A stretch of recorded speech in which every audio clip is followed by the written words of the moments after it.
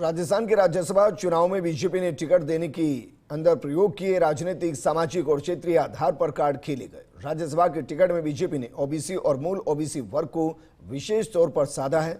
जाट वर्ग शेष था, उसे भी अब डॉक्टर सतीश पूनिया के जरिए साधा जा रहा है।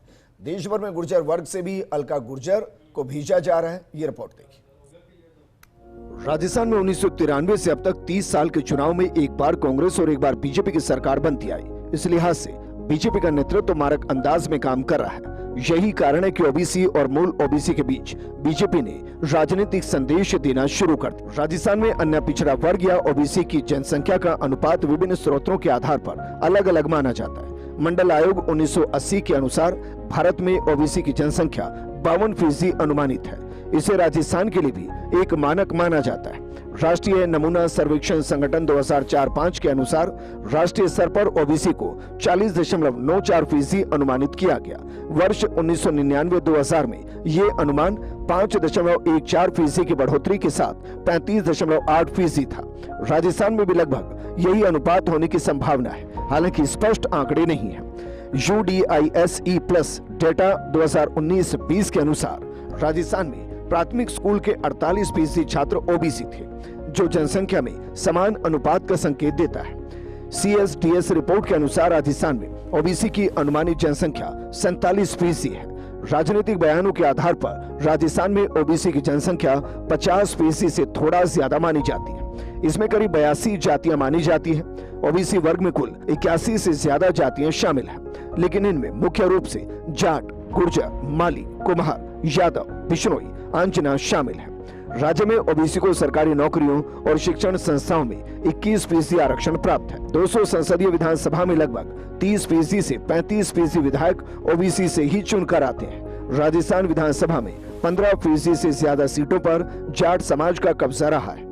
बीजेपी ने बेहद सोच विचार कर जाट चेहरे सतीश पूनिया को राज्यसभा उम्मीदवार बनाया। इसके पीछे आरएलपी को कमजोर करना भी प्रमुख है। सतीश पूनिया बीजेपी प्रदेश अध्यक्ष रह चुके हैं और उन्हें पता है कि सामाजिक सियासत का क्या प्रभाव है, इसलिए वो खुद को किसान पुत्र कहते हैं। जाट समाज परंपरागत तौर पर कांग्रेस से जुड़ा रहा है। इसके पीछे सामंत प्रथा के खिलाफ आंदोलन भी रहा।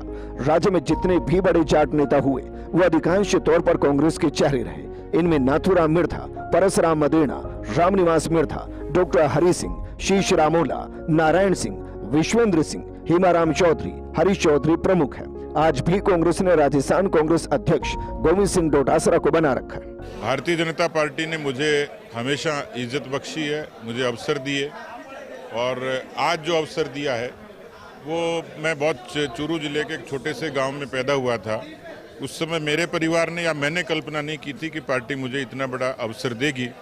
तो मैं माननीय प्रधानमंत्री जी का, माननीय गृह मंत्री जी का, माननीय राष्ट्रीय अध्यक्ष जी का, हमारे पूरे प्रदेश नेतृत्व का और तमाम लोगों का, हमारा केंद्रीय चुनाव समिति का हृदय से आभार व्यक्त करता हूं कि उन्होंने मेरे जैसे एक सामान्य कार्यकर्ता पर भरोसा किया। मैं उनको भरोसा दिलाता हूं कि मैं उनके भरोसे को कायम रखूंगा, उस पर खरा उतरूंगा। गुर्जर समाज पहले से जनसंघ और बीजेपी को राजस्थान में फॉलो करता आया। राजेश पायलट और सचिन पायलट के प्रभाव के कारण गुर्जर समाज ने कांग्रेस की तरफ रुख किया।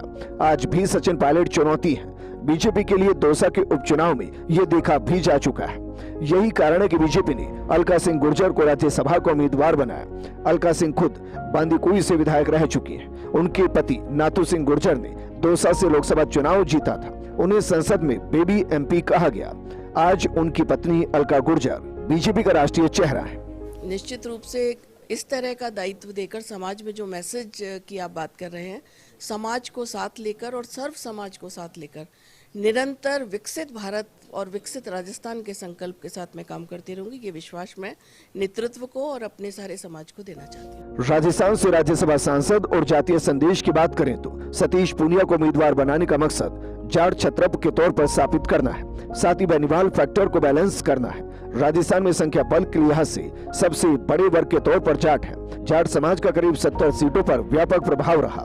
चूरू, सीकर, झुंझुनू और नागौर को टारगेट करना है। शेखावटी और जयपुर देहात की जाट पॉलिटिक्स को साधना है। पूनिया जयपुर देहात की आमेर से विधायक रह चुके हैं। अलका सिंह गुर्जर को उम्मीदवार बनाने का मकसद गुर्जर समाज के बीच संदेश देना है। अलका के जरिए पूर्वी राजस्थान जयपुर, अजमेर, टोंक पर फोकस करना है। अलका सिंह गुर्जर के पति नाथू सिंह गुर्जर का सामाजिक राजनीतिक प्रभाव रहा है। अलका सिंह खुद दौसा के बांदीकुई से विधायक रह चुकी हैं। ये सचिन पायलट के मुकाबले में बीजेपी का एक और कार्ड है।